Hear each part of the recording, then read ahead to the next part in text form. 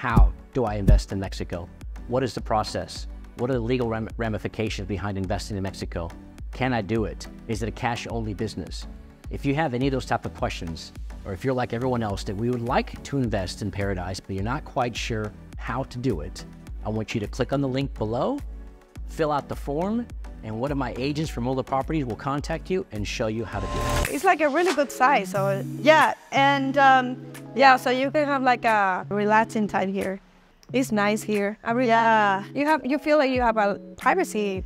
Yeah, right? Yeah, because not a lot of people are like around here. Yeah, they won't be like just looking at you. Yeah, and like we've never seen anyone staring at us. You're naked here, like only at night. And so, how long you been having this property here already? 2021. 2021? Yep. December of 2021. So we put in all of the renovations. Well, this was all concrete, and okay. You make this another room. Yeah. So this was a workshop that was it was just a room with like a corrugated plastic roof. Okay. And then, so we went to Merida and we got these Merida tiles done. I think it's about 1,400 square feet. Oh, well, yeah. Yeah. I really don't know meters. Oh, there's another terrace. Yeah. So then we have the outdoor shower. Okay. Some privacy. Oh, you have a room here. This is our bedroom. Okay. And you can go from, okay, gotcha. So you can go through the whole house. Okay. And I'm gonna take this off and put French glass doors in. Okay. Because it's kind of, right now it's a little bit cumbersome to get in and out. Yeah. So it'll just open like this. Yeah. So, a lot of things can work here in Mexico than Canada. Yes, because I think this is more easy there because the weather is not make that more. Well, I'll see, because we might be what we want to do as well is put an awning on here because you can't, it's too hot. Mm-hmm. You can only sit out here in the evening time. So we're just going to figure out what we're going to do to make this a little bit easier to use. Because right now it's not. Okay, yeah, it's not that. I get what you said. And I think you can have, you can take advantage of space when you put palapa. Right? Yeah. So we're not sure what that will look like, but we've got, this was Tony's mosquito solution. Okay. It's coming off. So you guys want to put your property in Airbnb? Why? Well, because Airbnb or long term, something like that. I don't know if it would be Airbnb or like but definitely doing some kind of probably half of the year renting it out or even just a few months at a time. Because Tony and I, like, first of all, we want to go travel while we're here. Yep. And so that's a good solution. And then when we aren't here, when we're back in Canada, then we can rent it out. Yeah, so you can, some investors do this as well here. They do like 6 months rented. Exactly. In 6 months, they can make the return investment there. Exactly. I was an Airbnb host in Toronto for 4 years. So I'm like, I understand. Yeah, I get it. And I know like it needs to be more renter friendly. Yeah, in terms of the space, like there's things that we need to do to make more be in the market and people like that. And then and Playa, there's a lot of properties in Playa too, right? And so again, I was a host for we had our place on the active on the market for 4 years, and it was extremely competitive. It was downtown Toronto. Wow. Yeah. So here people want to be close to the beach, and actually not far of the beach, but actually it's a home. House, and you can rent. You can see how it can be rented at night, but you need to fit like 4 people. Can be like 6 people because you have a couch. So I think the maximum we would do is 4 adults and a child. Okay. It's a lot of wear and tear on your house. Yeah. So to have more, so I don't know. I'm still thinking about that. In Airbnb, you never know how many people it can be. You can, but sometimes you can't. You don't know. Well, we had cameras. Oh. So then it was like, okay, if you want to have extra guests, that's no problem. But now you're going to be charged $100 for each person that stays the night. Yeah. That's what I would do. Oh, yeah? Yeah. So people, if they brought extra people in without asking, then they would get charged at the end. With an Airbnb report. Yeah, so in my listing, it stated if you bring in a guest without talking to the host first, you'll be charged $100 per guest. And most people, like, some people were not happy with that, but most people were like, oh, I guess I didn't read that. And I'm like, you need to? Yeah. Because it costs more money in terms of the water usage, the electricity, and the cleaning too. So if you've got people sleeping on sofas and they don't clean up after themselves, then that's more work for the cleaning. Yeah, I think here, this house, I think can be more for long term.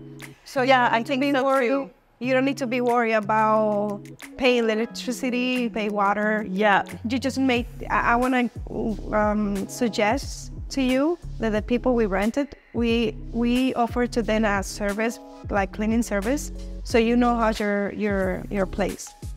Yeah. That's what I always do as well. Anything long term, they would get one cleaning a month, and that also the cleaner can see what's going on and report back. Yeah, that's good. And I'm 100%. It took me a while to figure that out. So for me, the most important thing is like keep your home, your unit here in Playa or Tulum, perfect condition, so we can rent it. So when we have like a long term, I guarantee I try to get a really back, like, how can I say? ¿Cómo se dice, mi amor? Cuando se hace como verifico al cliente que verify client to see who's gonna stay here for long term. Yeah. So I try to ask them for variance in their account to see if they can prove to us they can pay the place, when they were here, and how they do the checkout, how was everything in the home, in the unit. And for me, as taking over as a property management, I just come here, like open the water, see the AC or the ¿cómo se llama? The fan is working, the light.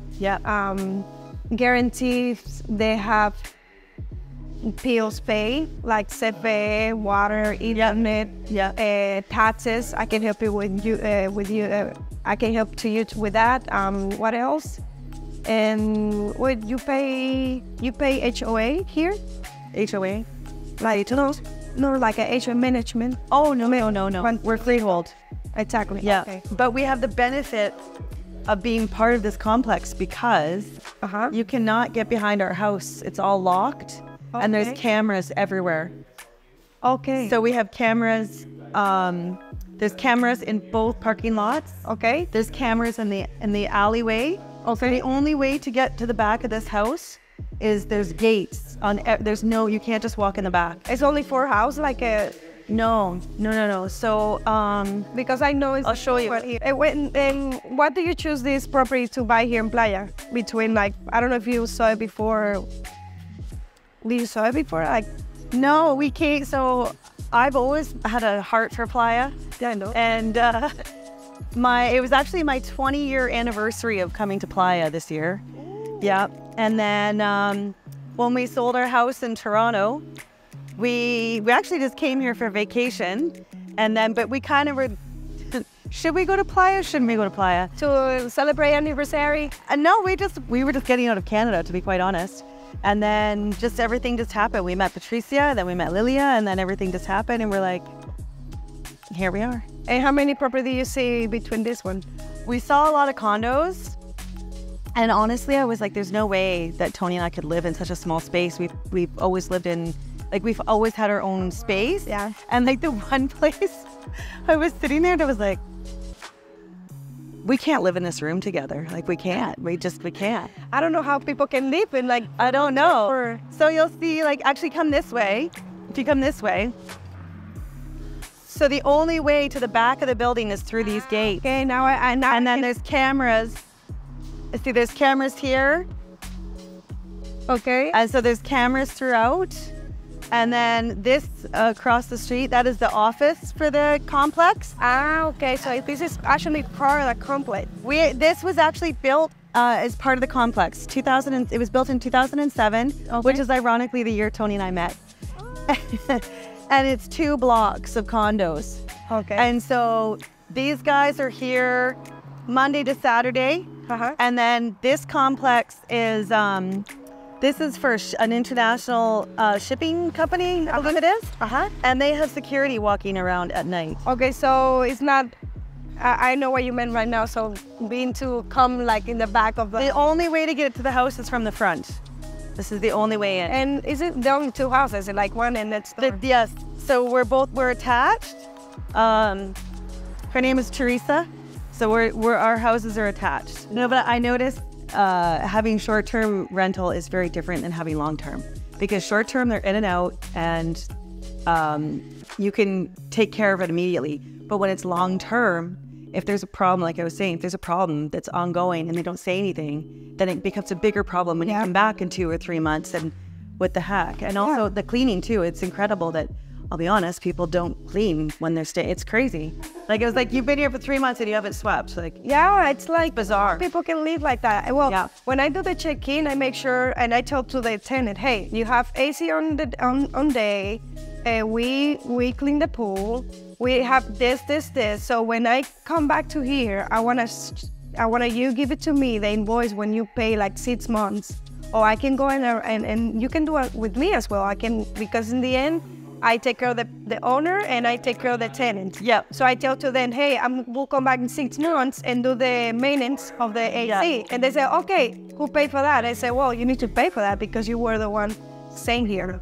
They asked me, okay, I want to buy a property here in Mexico. And I say, okay, this is not the really interesting part. The interesting part, if you want to make money of that, you just need to understand what comes with this.